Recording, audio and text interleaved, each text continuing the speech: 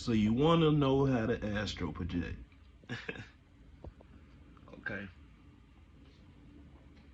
I'm going to drop this science, man. And it's real simple. Well, I ain't going to say it's simple. Nah, matter of fact, I ain't going to say it's simple. It's real simple.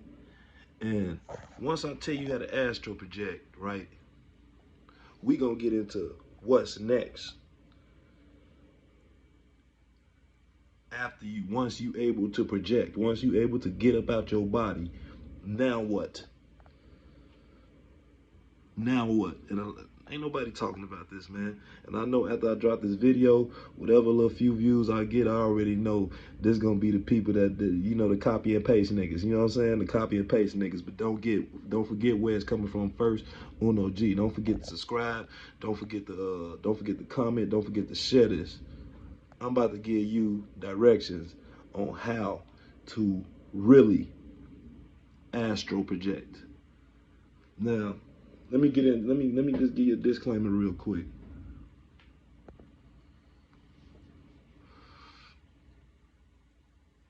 It's in my heart to get this message out. It's in my heart to get this message out, and I held on to it for so long. I never wrote about it. I may have talked about it a few times, but I never really got into detail. If I have talked about it, I never talked about it with the right people. So I'm gonna share this with the world on how to astral project, and then I'm gonna let you know what to expect when you astral project, and then I'm gonna let you know. I don't even know why I feel like this. Then I'm gonna let you know what is the purpose of astral projecting and how it will benefit you.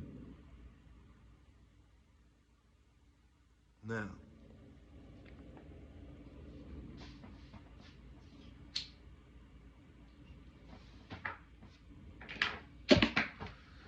astral projecting and sleep paralysis is connected.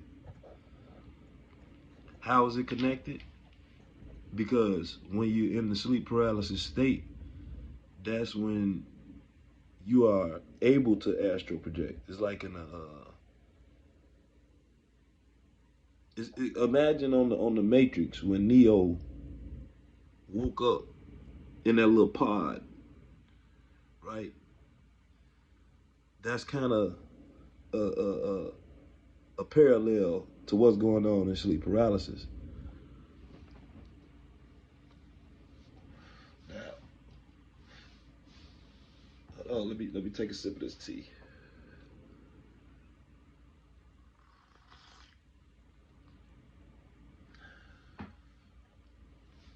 Now, a lot of times your sleep paralysis comes when you land. It comes when you land on your back. You land flat on your back. Um, what you may not notice about the sleep paralysis is usually it happens because you land on your back and your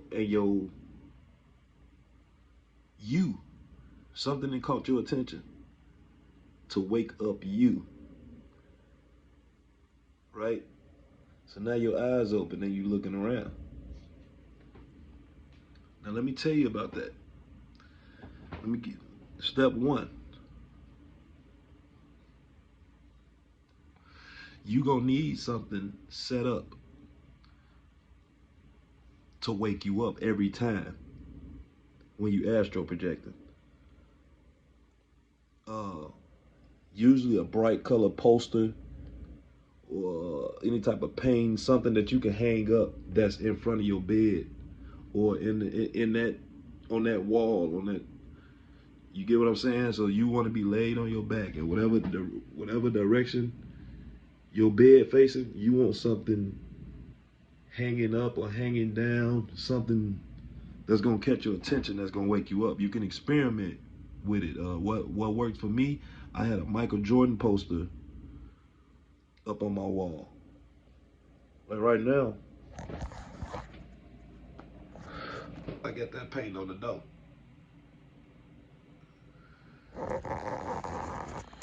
Yeah, I got that paint on the door, so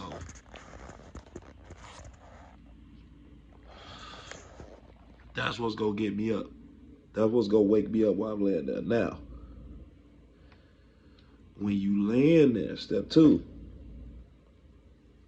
you may be able to do this right away, but you need to when you wake up and you can't move, calm down. Calm down. Breathe, because really you just excited. You're not even scared. You excited, right? So step two is calm down. Breathe through your nose, out your mouth, calm down. Okay, nothing hurt you. Nothing can hurt you. Trust me, nothing. Don't even trust me. Just know nothing can hurt you.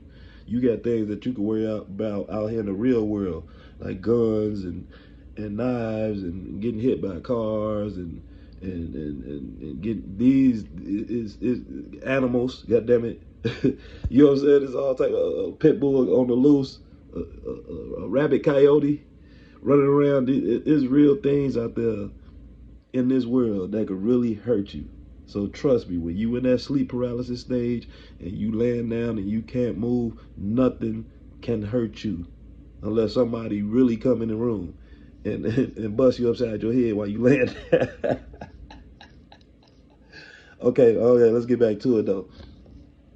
But step two, calm down, breathe through your nose, out your mouth, or whatever you got to do to calm down. When you calm down, step three. Let's get to step three. You have to start practicing moving. So start off when you get calm, you gotta start. You gonna realize like, okay, I'm good. I can't move. So now step three, you gotta practice moving because mind you, it's sleep paralysis, meaning that in this state you're paralyzed, and now you have to learn to walk. You have to learn to how to move and think in this state, right? So now you have to practice moving. Wiggle your fingers, wiggle your toes. Start practicing lifting up your arms. Start practicing moving your head. Now watch this. This is gonna trip you out. Step four. Okay. Step four. When you get to step four, now let's go back. Step one, you laying flat on your back, right? I think that's what I said. So step one, you laying flat on your back. Uh, you got the poster up. You're gonna have something up that's gonna wake you up, right? That's step one. Step two is to calm down. That's step two. Calm down. I don't know what you gonna have to do to calm down, but for me, it was breathing. I was breathing through my nose, out my mouth, and it felt like I calmed down, right? Uh, Step three was practicing moving your limbs. Now, you're gonna practice moving. I would say start with your fingers, start with your toes. Uh, Start because now, and this is the thing, when you start to try to move, before we get to step four, let's get back to step three. When you start to try to move, right, it's gonna excite you because it's gonna feel like something holding you down. Don't. But go back to step two. Stay calm when you're doing this. When you start to practice moving, stay calm because every time you make progress in your movements, it's gonna start. It might scare you a little bit as you start to progress in your movements. But guess what? Every time you start to progress in your movements, and it's gonna scare you, it's gonna wake you up, and you are gonna wake up like, damn, I'm really starting to move, right? Okay, so let's get to step four. Step four, you will get up. So once you got to step three and you able to move your limbs and you able to get able to move, now you into step four. Step four, you will get up. Now you notice with step four, guess what? Four is the four corners, because now you're stepping out of your body into this world. I'm telling you. Now, step four is you gonna get up. And when you get up and you turn around and you see yourself laying there,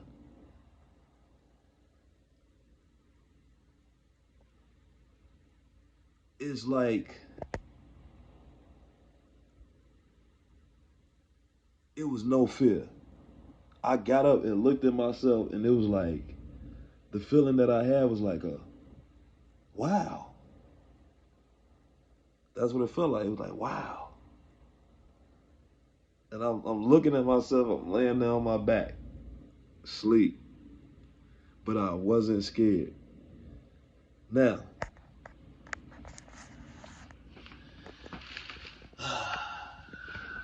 once you get up, we gonna go over to step five, and maybe I need to get into step four a little bit more. Okay.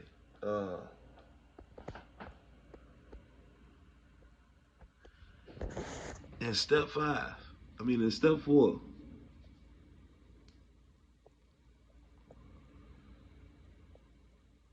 you're going to be stepping into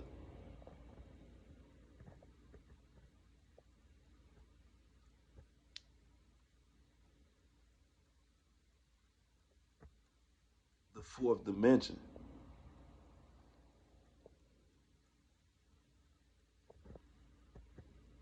Um, this information that I'm giving is not something to be played with, right?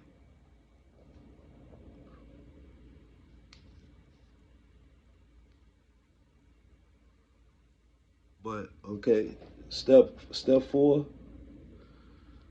you get up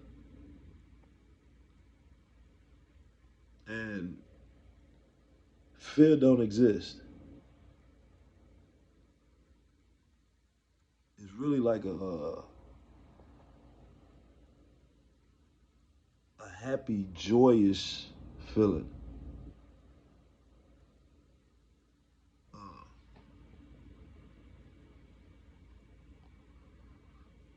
but let's get into step five, right? Now, when I got up, I walked out the door. I tried to go downstairs. I don't know why I tried to leave through the front door when I could have just left out my window.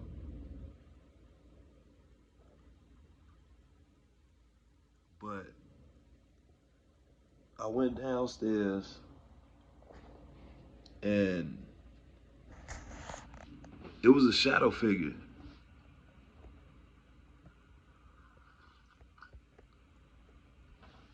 Now, you know what? It wasn't even a shadow.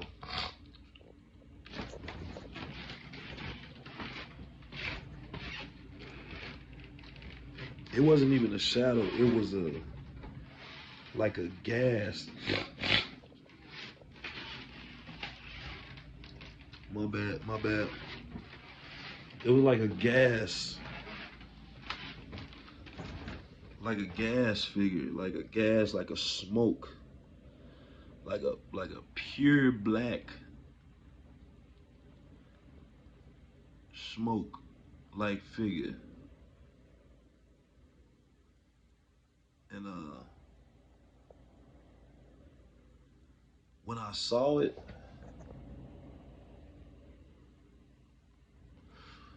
it didn't scare me.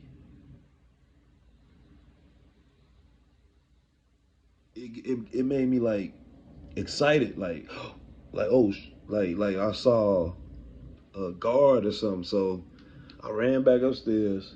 I seen my body, and I went and laid right back down in my body. Uh,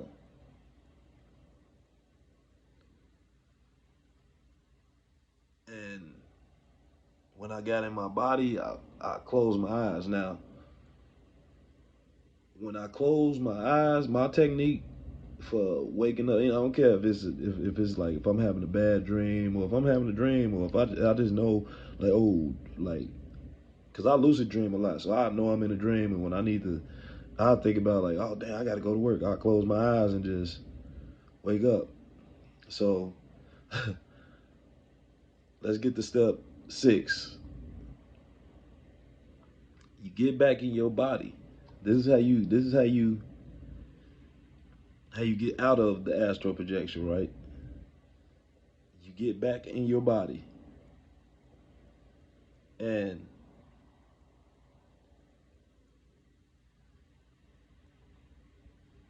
you close your eyes. So hold on, man. Uh, Let me go back to step 5 because now I ain't gonna lie to you right now. It's certain things that's yeah. But anyway, okay, let's get back to step 5. And I'm not gonna let the gas figure off the hook, the shadow figure off the hook, because y'all need to know about this when you astral project, right?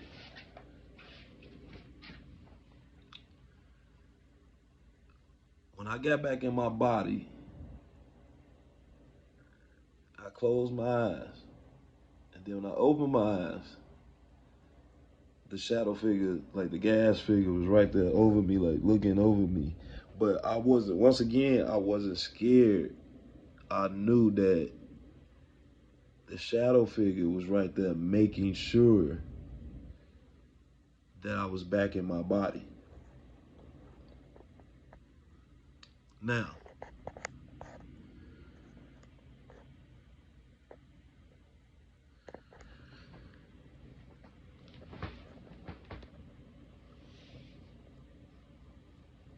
what is the purpose of astral projecting, right?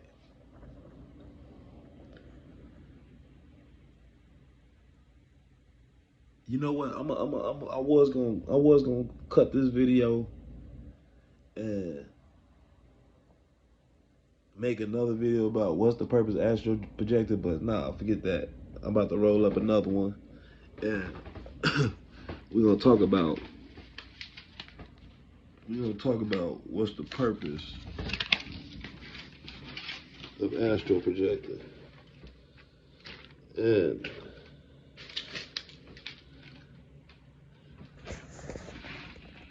what what's the connect? It's a connection between UFOs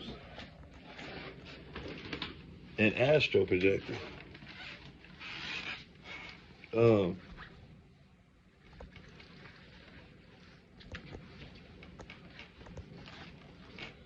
I'll tell you, cause I ain't even smoked before I went to bed. Damn, I smoked that first crib.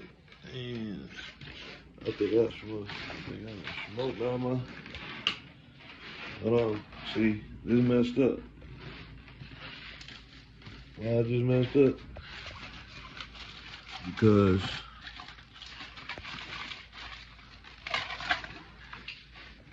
if I don't find no switches, there's definitely about to be a second video on like what's the purpose of astral projection. So let me walk back through it real quick before I take off to this stove. Yeah. Yeah. Yeah, see. Nah, yeah, I'm at a yeah. I'm out of switches. Yep. I'm out of switches. So my bad. There's gonna have to be a second video. What's the purpose of astral projecting, and what's the connection between UFOs An astral projector. Now this gonna be deep. This is gonna be deep. But we gonna get to it. I'm gonna run to the stove. We're gonna get back to it. Let's go.